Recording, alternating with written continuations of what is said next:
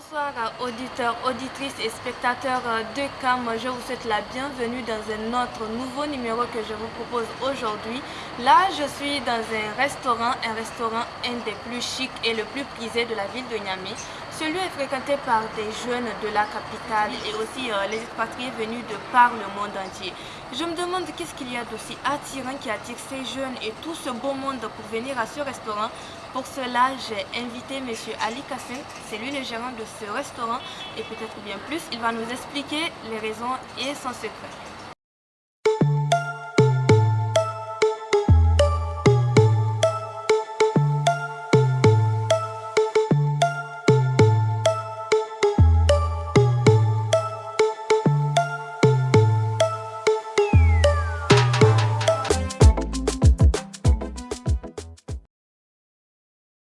Bonsoir Monsieur Ali. Bonsoir madame. Vous allez bien? Très bien. On peut savoir comment est-ce que Papayo a atterri le Niger précisément à Niamey? Ah, par l'aéroport de Dioré Hamani, directement comme ça là. Okay. Oui, effectivement, Papayo était démarré comme une société de restauration à Lomé. Avant, on avait d'autres sociétés avec d'autres noms, mais avec le temps, on a changé pour Papayo. C'était vers le 2012. Et en 2014, on a décidé de faire une deuxième extension pour Papayo. Et on a choisi le Niger pour être la deuxième station après Lomé pour Papayo. C'était le début de septembre 2014. Et effectivement, la réalisation, ça a démarré en février 2015. On est venu à Niamey définitivement. On a démarré le premier Papayo qui était en face de la DGI à Maoré, rue de Kopro. Et Papayo aujourd'hui, ce n'est pas question qu'il donne des emplois seulement. Ça fait 2 ans ou 3 ans, on est presque comme une petite école. On amène des gens qui viennent, qui voulaient être de stage ou l'apprentissage dans le domaine de restauration qu'on le fait. Et vraiment, on a pris des gens qui sont venus des ménagères. Aujourd'hui, ils sont des talents. Ils sont des talents. L'avantage qu'on a, que ces gens-là, ils viennent, ils apprennent chez nous, mais nous, on ne prend pas l'argent d'eux. Au contraire, nous, on les aide. Nous, on leur donne l'argent pour qu'ils apprennent. Et mollo mollo, ils sont en train de se sortir. Aujourd'hui, facilement, on pourra trouver à peu près dans les 20 à 25 personnes qui travaillent à Papayo, entre stagiaires et employés. Actuellement, des entreprises comme la vôtre, bien sûr, sont en train de traverser une crise sanitaire qui est le Covid-19. On vit ça vraiment très mal. Comment est-ce que vous arrivez à traverser cette épreuve avec un tel effectif? Effectivement, le monde entier passe dans cette crise. Nous, dans ce pays béni par Dieu, on est 1000 fois mieux que d'autres pays ailleurs. C'est vrai qu'on a passé dans les confinements, c'est vrai qu'on a eu de couvre-feu, mais généralement, on est beaucoup mieux placé que d'autres pays, dans la sous-région même. Bien sûr que le Covid a réagi mauvaisement sur ce genre d'activités, car il attaque les personnes. Et c'est une activité qui est liée aux gens, qui est liée à la communication, qui est liée à notre face-à-face. Alors, même maintenant, dans notre interview, il y a des gens qui ont dit « Ah, on n'a pas pris des mesures de barrière ». Les gens ne sachent pas qu'il y a une distance qui pourra permettre d'être un peu plus protégé. Alors, il y avait la peur qui était plantée dans la tête des gens, malgré, entre deux parenthèses, que jusqu'à le moment, la société nigérienne, à 70%, ne croit pas qu'il y a Covid. Malgré l'existence de ça. Mais quand même, ça a commencé maintenant avec la deuxième vague de gens qui ont senti qu'il y a des gens qui sont proches à eux, qui sont en train d'être touchés. Mais par rapport aux clients, les expats, qui font à peu près 50 ou 55% de notre clientèle, ça réagit trop mauvaisement. À chaque fois, il y a confinement, il y a une deuxième vague, oui, voilà. Ne sortez plus comme avant. Surtout les derniers 3 ou 4 semaines. Il y avait plein parmi les expats qui sont à Niamey qui étaient touchés par le Covid. Et leur société, ils ont l'interdit de sortir. Eux-mêmes, ils ne sortaient pas. Alors, on a passé des moments trop compliqués et on continue à vivre ça. Ce n'est pas terminé, ce n'est pas fini encore. Mais quand même, on fait avec. On fait avec. Vous êtes un entrepreneur et il n'y a pas longtemps, vous avez soutenu un concours de pâtisserie amateur ici dans vos locaux. Dites-moi, qu'est-ce qui vous a motivé à soutenir un tel événement? Il y a plusieurs facteurs. Le premier facteur que d'origine, l'idée de Papayou, le concept de Papayou, comme je vous disais, il démarre toujours avec des personnels qui n'ont pas d'expérience et ont construit leur expérience chez nous. Alors, on applique notre méthode. Plein de gens qui disent qu'ils viennent de l'extérieur, qui disent voilà, ils ont ça, à un moment, ils n'ont pas de valeur. La valeur de chacun qui va être à Papayou, c'est comment il pourra réagir avec la méthode de Papayou. Car la majorité de nos produits est presque de produits à nous-mêmes. Ce n'est pas de produits qui sont copier-coller. Là, bien sûr, il y a des choses qu'on pourra le faire ailleurs, mais 60% de nos produits, c'est des produits à nous-mêmes, nos produits. Ça, premièrement. Alors, dans le milieu de la pâtisserie, surtout la pâtisserie ou le milieu de restauration en général, malheureusement que nous ou la société nigérienne ne voit pas ce métier comme un métier un peu noble ou bien vu ou je ne sais pas quoi. Alors c'est pour ça qu'on ne voit pas trop des Nigériens qui travaillent dans ce métier-là. Alors on voit assez nos frères qui viennent dans les pays de la sous-région comme le Bénin, le Togo, le Burkina, Côte d'Ivoire, le Sénégal, le Mali. On le voit plus disponible sur la piste de la pâtisserie nigérienne que les Nigériens. Alors il y a un manque, il y a un problème ici. Comment un pays qui n'exerce pas et qui ne produit pas par ses citoyens, par ses enfants, un produit que l'on mange chaque jour. Alors on a un problème. Alors ce problème, comment on pourra le régler? C'est par l'apprentissage, c'est par les formations. Comment on pourra encourager les jeunes à partir d'ici?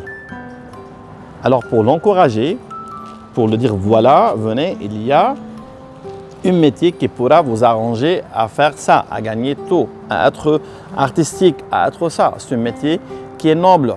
Ce n'est pas seulement le fonction publique qui vous donne l'argent. Non, non, il y a plein de choses qui pourraient vous donner l'argent. Et si vous étiez là, durant le concours qu'on a fait, si vous vous rappelez bien, on a bien insisté et on avait un thème, comment on pourra valoriser les produits africains dans la pâtisserie. Ce n'est pas à chaque fois on va amener des matières premières de l'extérieur pour faire de la pâtisserie.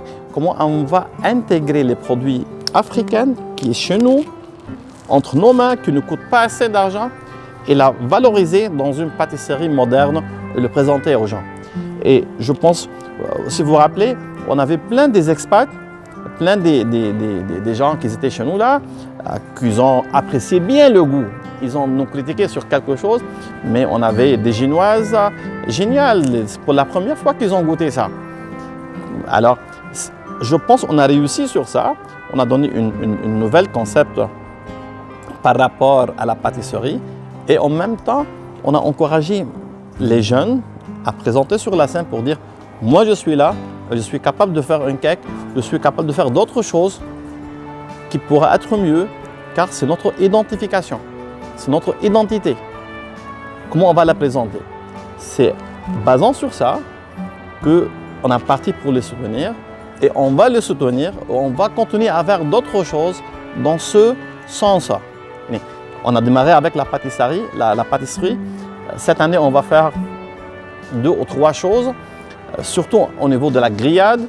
Comme on a un pays où on a une des meilleures viandes du monde, mais on ne le valorise pas. Alors, Inch'Allah, d'ici à quelques semaines, on va voir un concours qui concerne ça pour mettre la viande nigérienne à son valeur. Alors, tous ces gens-là, Ils sont bien convoqués de se préparer, qui va participer.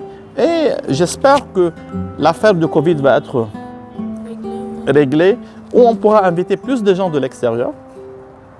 Car si on n'invite pas ces gens-là pour arriver, ils ne vont pas nous voir. On va rester dans le marché qui est local. Tandis que le marché de la viande, ce n'est pas seulement un marché local, on est capable d'exporter la viande quelque part. Alors, ça c'est un des marchés. Et on va arriver, Inch'Allah. On a plein de produits, on a plein de projets qui pourra permettre dans ce sens. Comment encourager les jeunes à gagner leur pain à travers leur sueur et avoir un métier. Pas plus, pas moins. Nous, on n'est pas considérés parmi les endroits les moins chers. Et notre niveau de prix, il est un peu plus haut. Mais moi, plein de moments, je vois qu'il y a des jeunes ou il y a des personnes qui font des efforts pour venir, pour passer 2 heures de temps, 1 heure de temps, boire quelque chose. Et s'il a gagné 4 000 ou 5 000 pour la dépenser, voilà. Alors, je pense que le concept de l'endroit, il est facile. Il n'est pas compliqué. Mais tu rentres comme tu es chez toi. C'est chaleureux. Voilà. Deuxième chose, on a des produits qui sont un peu différents de celles de marché. J'adore, c'est trop bon, j'adore le concept. Alors, les gens, si tu vas dire que voilà, je suis en train de boire un cocktail, on l'appelle Blue Ration. C'est un cocktail, il a son secret, il a son goût, il est différent, mais ce n'est pas tous les restos, les salons de thé ou les bars ou le truc, ils peuvent présenter des cocktails à certaines couleurs et bio, sans colorant. Alors, il y a ça. Le deuxième, que je pense que la modestie de la décoration qu'on a toujours pris, qu'on est dans la nature. Qu'on se sent, on est dans un jardin. On n'est pas dans une boîte fermée.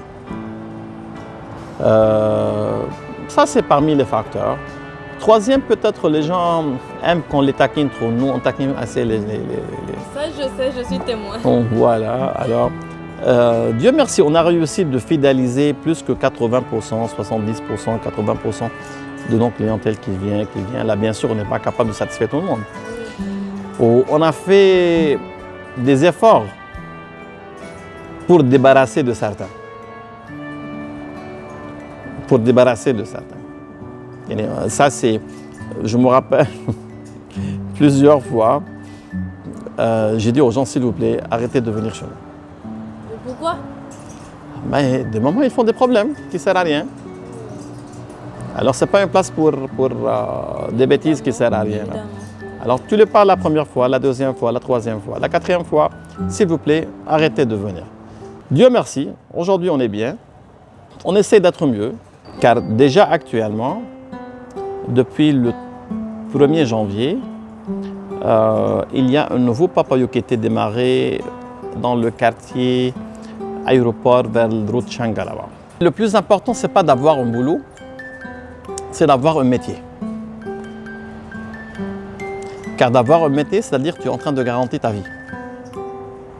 Tu connais faire quelque chose. Un boulot, un salaire. Le salaire, il va terminer dans quelques jours. Mais le métier, non, ça va rester. À Papayo, à X, à Mamayo, partout, tu as un métier, tu pourras mettre ton table, tu pourras travailler. Mais le salaire va terminer. C'est ici la différence que je plante avec mes élèves de trucs là. Il faut avoir le métier où vous n'aurez plus besoin de personnes pour vivre.